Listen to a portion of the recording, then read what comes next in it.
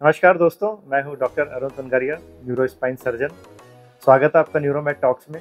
आज का ये न्यूरोमेड टॉक्स का वीडियो थोड़ा अलग होने वाला है, फ़नी होने वाला है, क्योंकि आज हम रिएक्ट करेंगे उन वीडियोस पे जो दावा करते हैं कि हम बैक पेन और स्पाइन प्रॉब्लम को चुटकियों में ठीक कर सकते हैं। मैं एक न्यूरो सर्जन हूँ। मैंने न्यूरो सर्जरी की डिग्री ली है, 14 साल पढ़ाई करके, उसके बाद लगभग 12 साल से प्रैक्टिस की है। तब जाके मुझे स्पाइन प्रॉब्लम्स के बारे में समझ में आने लगा है कि किस पेशेंट को किस तरह से ट्रीट करना है। लेकिन अनफॉर्चुनेटली आजकल हम मोबाइल पे देखते हैं कि इतने सारे लोग स्पाइन प्रॉब्लम्स को चुटकियों में ठीक कर रहे हैं। आखिर वो कैसे कर रहे हैं और क्या वो सही है, आपको क्या नुकसान हो सकते हैं इस तरह का ट्रीटमेंट लेने से, वो सारी चीज़ें आज हम डिस्कस करेंगे। तो चलिए शुरू करते हैं वीडियो।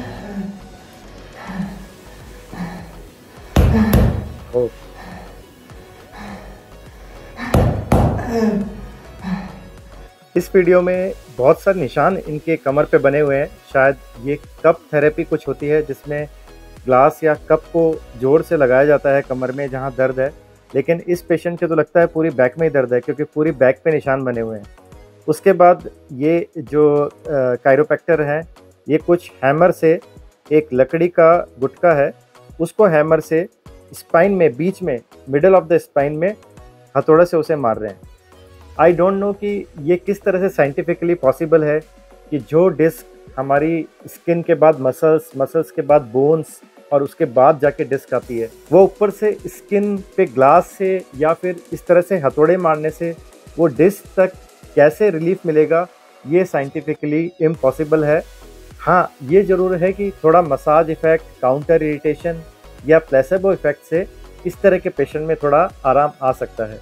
बट आप देख सकते हैं इनकी स्किन का तो बहुत बुरा हाल हो गया है, और इस तरह से हथौड़े से मारने से दर्द इनका बढ़ भी सकता है, कम तो शायद नहीं होगा। Oh oh oh my god, oh my god. ये पेशेंट को इन कायरोप्रैक्टर ने बहुत वायलेंटली उन्होंने ठीक करने की कोशिश की है। पहले कमर बहुत तेज़ी से जो पैर को उठा के मोड़ा है, उससे डेफिनेटली कोई स्ट्रेन आ सकता है, लिगामेंट पुल हो सकता है, प्रॉब्लम बढ़ सकती है।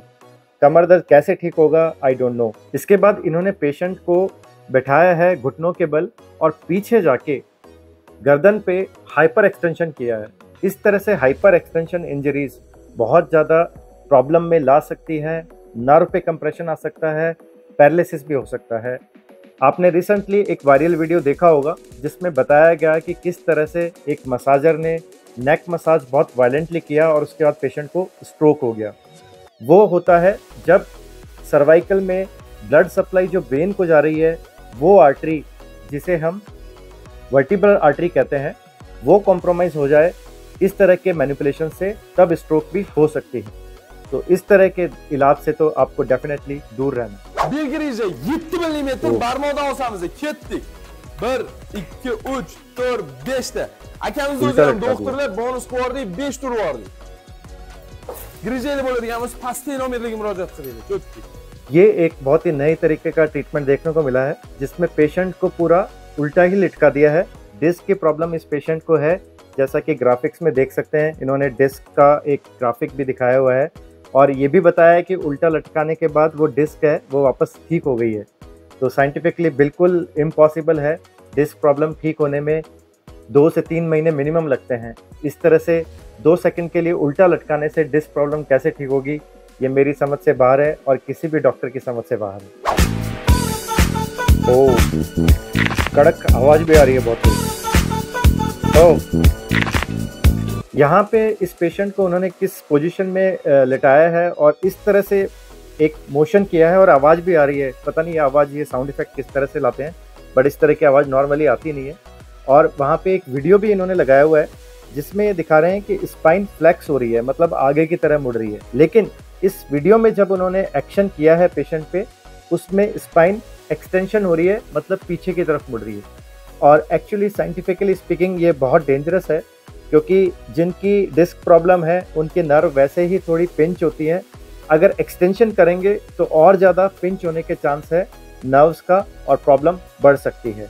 तो अगेन इस तरह का ट्रीटमेंट तो डेंजरस हो सकता है, अवॉइड करना चाहिए। हमेशा स्पाइन स्पेशलिस्ट से कंसल्ट करना चाहिए। अब देखते हैं कि ये क्या करने वाले हैं। इन्होंने शोल्डर के अराउंड स्प्रिंग्स लगा दी हैं, पीछे चले गए हैं पेशेंट के और दोनों पैर कमर पे लगा दिए हैं। ओ माय गॉड, और खींच रहे हैं दोनों इन स्प्रिंग्स को।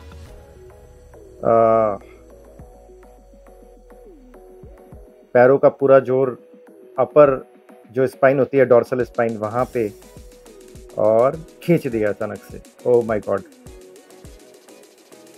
उसके बाद कुछ मंत्र पढ़ रहे हैं, शायद आंख बंद करके। ऐसे बहुत से बाबा मैंने देखे हैं जो मंत्र पढ़ते हैं और फू करके 1 सेकंड में पैरालिसिस और बैक प्रॉब्लम्स इनको एकदम से ठीक कर देते हैं। और इनके साथ भी ऐसा ही हुआ। बिल्कुल इन्होंने मंत्र पढ़ा और एकदम पेशेंट बिल्कुल चलते फिरते मज़े से चले गया वहाँ से। This is impossible. ये सब साइकोलॉजिकल इफेक्ट होता है। उस जगह पे आप जाते हैं जहाँ पे ये बाबा बहुत जनों को ट्रीट कर रहे होते हैं और वहाँ पे आपको लगता है कि आपकी प्रॉब्लम भी ठीक हो जाएगी, बट अनफॉर्चुनेटली ऐसा नहीं हो सकता, पॉसिबल नहीं है साइंटिफिकली। हम जिस एज में है, टेक्नोलॉजी की एज है, इन चीज़ों पे हम कैसे बिलीव कर सकते हैं कि जो पढ़े लिखे डॉक्टर हैं, क्वालिफाइड डॉक्टर हैं, वो जिस प्रॉब्लम को नहीं ठीक कर पा रहे हैं, वो 1 सेकंड में एक मंत्र से या किसी भभूत से वो 1 सेकंड में ठीक हो रहा है। तो यहाँ भी ऐसा ही है। इन्होंने एक स्प्रिंग लगाई पीछे, शोल्डर्स के पीछे, और पुल किया, जिससे डेफिनेटली इस पेशेंट को शोल्डर वाले रीजन में इस प्रोसीजर के बाद पेन होएगा। बैक पेन या अपर बैक पेन उनको था, वो तो पता नहीं ठीक होगा कि नहीं होगा, लेकिन एक नया पेन शोल्डर में ज़रूर इस तरह के प्रोसीजर से आ जाएगा। तो देखा आपने, अगर कमर दर्द या डिस्क प्रॉब्लम है तो इस तरह के ट्रीटमेंट्स पे मत जाइए, प्रॉब्लम बढ़ सकती है। मेरे पास भी बहुत कॉमनली पेशेंट्स आते हैं जब उनको बैक पेन थोड़ा होता है और वो कुछ इस तरह की चीज़ करके लाते हैं और पेन बढ़ जाता है। तो जब भी पेन हो आपको पेन किलर्स लीजिए, रेस्ट करिए। अगर पेन थोड़े टाइम में ठीक नहीं हो रहा है 2-4 दिन में, तो डेफिनेटली किसी डॉक्टर को आप कंसल्ट करके एक्सरे या ज़रूरत पड़ने पे MRI इन्वेस्टिगेशंस करवा सकते हैं, ताकि एग्जैक्ट डायग्नोसिस हो सके कि बैक पेन का कारण क्या है और क्या ट्रीटमेंट उसके लिए बेस्ट रहेगा। कुछ जनरल प्रिकॉशंस बैक पेन के पेशेंट्स को ध्यान रखना चाहिए, जैसे कि भारी वजन ना उठाएं, कमर को फॉरवर्ड बेंडिंग ना करें, आगे की तरफ झुक के कोई काम ना करें। बेल्ट का यूज़ वो कर सकते हैं, LS बेल्ट लगा सकते हैं। लंबे समय तक बैठे नहीं, खासकर नीचे ज़मीन पे ना बैठें। चेयर पे भी बैठ रहे हैं तो बीच बीच में ब्रेक लें, एक साथ लंबे समय तक ना बैठें।